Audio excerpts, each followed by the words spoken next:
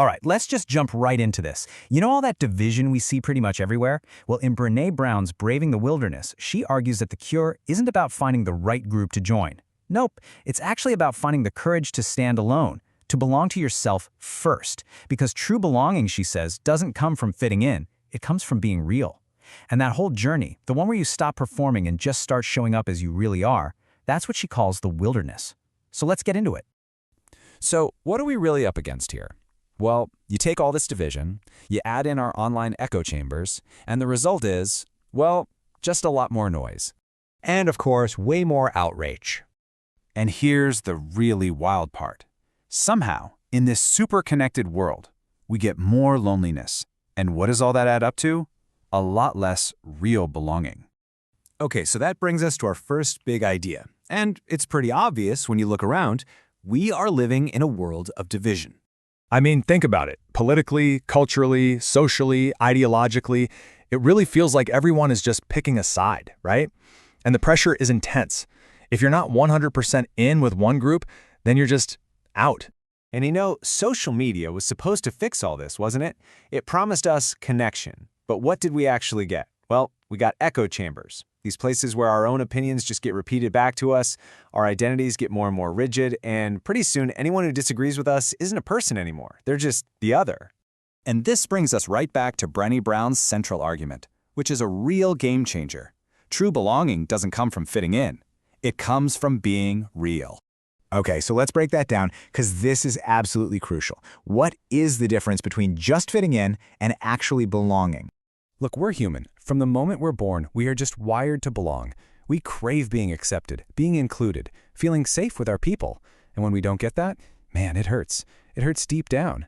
And like so many of us, Brené tried to fix that pain by changing herself. You know the drill. People-pleasing, overachieving, just trying to be whatever version of herself she thought might finally be accepted.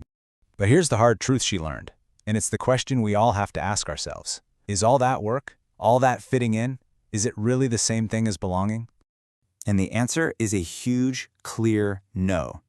Fitting in is about changing who you are so you'll be accepted. Belonging is being who you are and being accepted for it.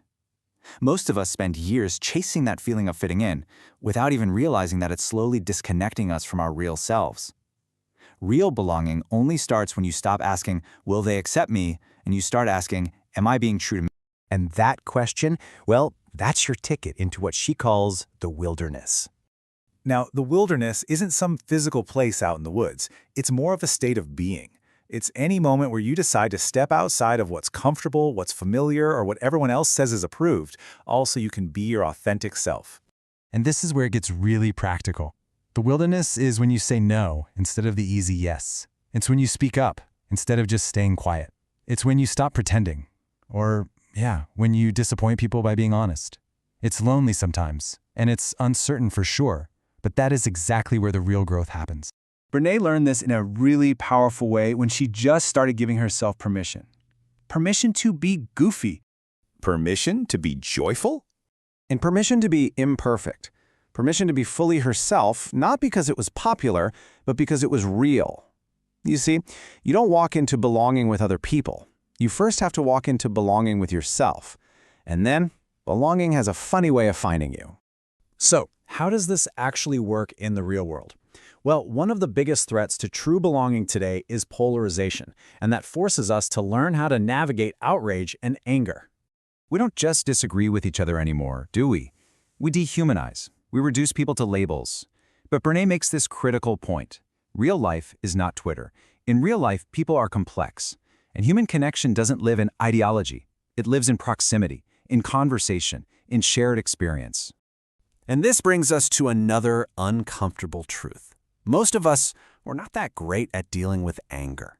We tend to either explode or we suppress it. And both of those paths lead straight to resentment. Because unexpressed pain doesn't just disappear. It hardens into bitterness, blame, and even cruelty. But here's the thing. Anger, when you handle it with honesty, can be transformative. It's often just a signal, pointing to an injustice or showing you where a boundary has been crossed. So the goal isn't to get rid of the anger. It's to get curious about it, to ask, what is this anger trying to protect? And then you can respond with integrity, not just attack. And all of this, really, it all leads to this final empowering idea that true belonging requires the courage to just be you. See, true belonging isn't something you negotiate with the world. It's something you practice with yourself. It's saying, I will not betray who I am just to be accepted. It's promising yourself, I will not abandon myself just to belong.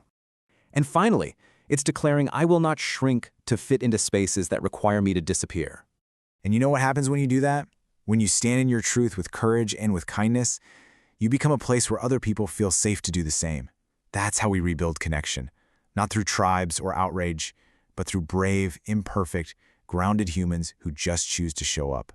So if you're feeling disconnected, if you're tired of pretending, exhausted from trying to fit in, this is your invitation. Stop chasing belonging and start living it.